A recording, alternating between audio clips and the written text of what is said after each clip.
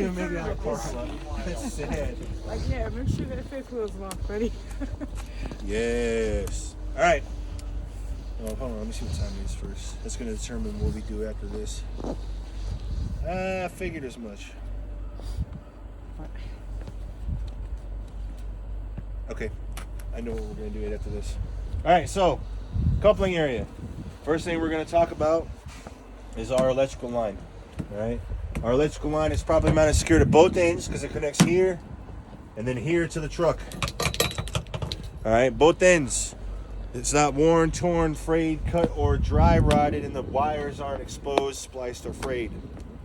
All right. Then we have our airlines, both our emergency and our service. The blue one is the service, red one is emergency.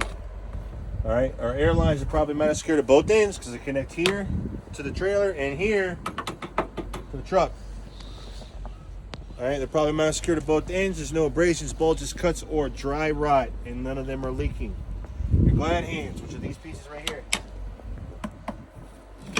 Glad hands are properly mounted and secured. They're not cracked, bent, or broken. The seals inside, they're also properly mounted and secured. They're not worn, torn, frayed, or cut, or dry rotted, and they seal the door, or not seal the door. They seal the airlines properly. They don't leak. They don't hiss, whatever you want to call it. They don't have quarters in there. They still do it. Still do it, huh? They still do it. They put quarters in you to keep your air full. All right, so the next piece we're going to talk about is our apron. Our apron is just a solid piece of metal underneath the trailer. All right? Your apron is properly mounted and secured. It's not cracked, bent, or broken, free of any illegal welds or holes.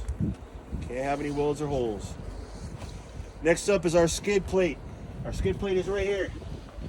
This piece is our skid plate. Our skid plate is properly mounted and secured. It's not cracked, bent, or broken. All right, and it's properly lubed.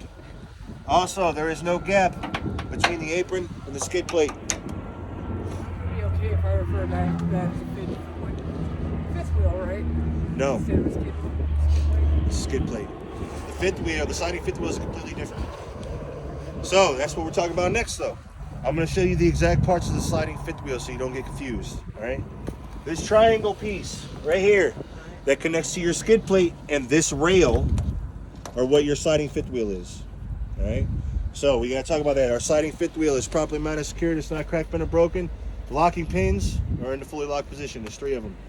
Technically, they're not locking pins. Technically, it's a metal bar with 3 teeth.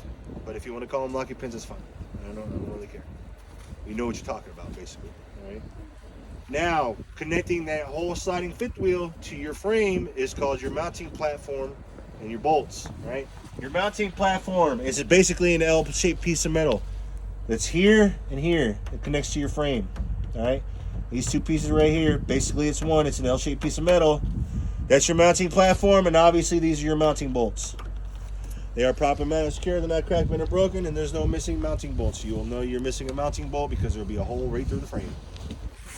All right, so no, you can't just call the skid plate the fifth wheel because that's not what it is. It's a skid plate, unfortunately. Okay.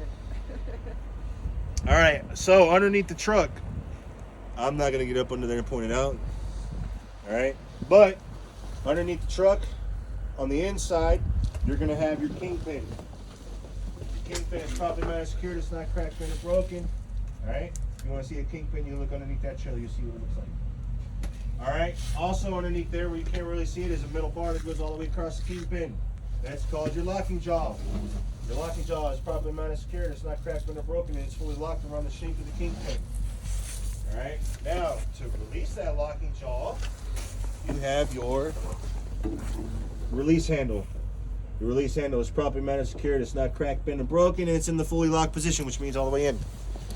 And then last but not least on this coupling area, you have this gap here between your mud flap and your landing gear. There should be enough clearance between those 2 that when you turn this truck, they don't strike each other,